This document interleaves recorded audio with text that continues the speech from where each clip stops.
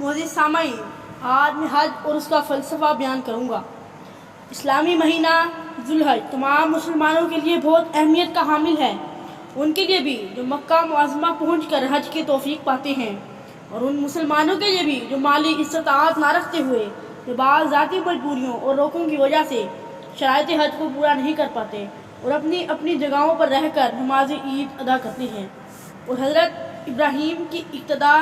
میں دمبے، بکرے، چھترے، گائے یا اونٹ کی قربانی کرتے ہیں۔ معزز سامعین، حضرت ابراہیم علیہ السلام کو اللہ تعالیٰ نے حضرت ہاجرہ کے بطن سے ایک بیٹے نوازا اور اللہ تعالیٰ سے اذن پا کر حضرت ابراہیم علیہ السلام اپنی بیوی ہاجرہ اور بیٹے اسماعیل کو ایک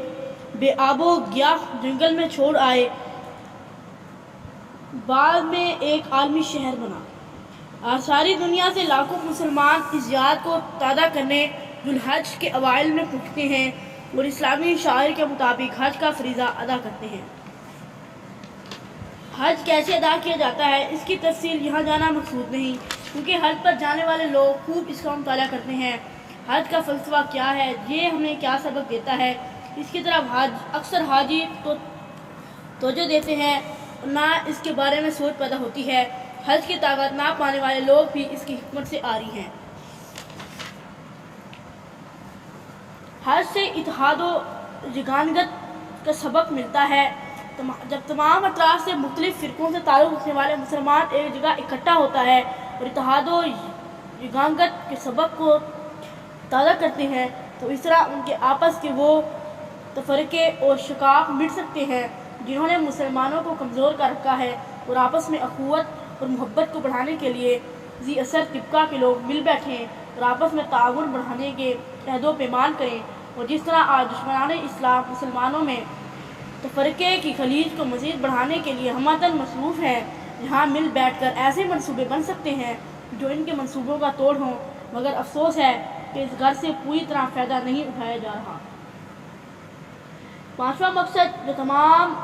مقاصد اور ایک اہم مقصد حج کا یہ ہے کہ وہ ہر دکھ سکھ اور چین میں خدا تعالیٰ کو ہی حرز جان بنائیں، خدا تعالیٰ کی وحدانیت کا اقرار کریں، اپنے دل کو تمام دوسروں مجازی خداؤں سے خالی کریں، ایک ہی خدا جو تمام کا خدا ہے دل میں بسائیں۔ اس لیے ایک حاجی کو یہ تلقین کی گئی ہے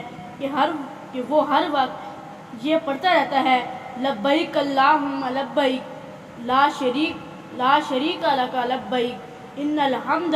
والنعمت لک والملک لک لا شریک لک۔ اس میں شرک کی نفی کی گئی ہے اور یہی حج کا بنیادی سبق ہے جسے پہلا اور آخری سبق کہا جاتا ہے، مگر افسوس کہ اس لحاظ سے بھی بہت کمی ہے۔ زبان سے تو لبیک اللہم لبیک کا ہی اقرار کر رہا ہوتا ہے، مگر اندر جھانک کر دیکھیں تو خدا ہی خدا نظر آتے ہیں۔ یہ ہے حج کی روح اور فلسفہ، مگر آج حج کے متعلق اکثر یہ سننے میں آیا ہے کہ حج کرنے والا اپنا حق سمجھتا ہے کہ اپنے لیے فخر کے طور پر حاجی کا لقب استعمال کرے۔ ایک ایسا حج جو محض ظاہری رسم و رواج کے طور پر کیا گیا ہو، اس اعزازی شان کے ذریعے لوگوں سے احترام کی پوری حاصل کرنے کے لیے تو مفید ہو سکتا ہے، لیکن جہاں تک اسلامی روح کے ساتھ ایک فریضہ کی ادائیگی کا تعلق ہے، اس لقب کی کوئی اہمیت نہیں، اتنی بھی نہیں جتنی ایک کھوٹے سکے کی ہوتی ہے۔ اللہ تعالیٰ ہمیں حج کے فلسفہ کو سمجھنے اور عمل کرنے کی توفیق عطا فرمائے، آمین۔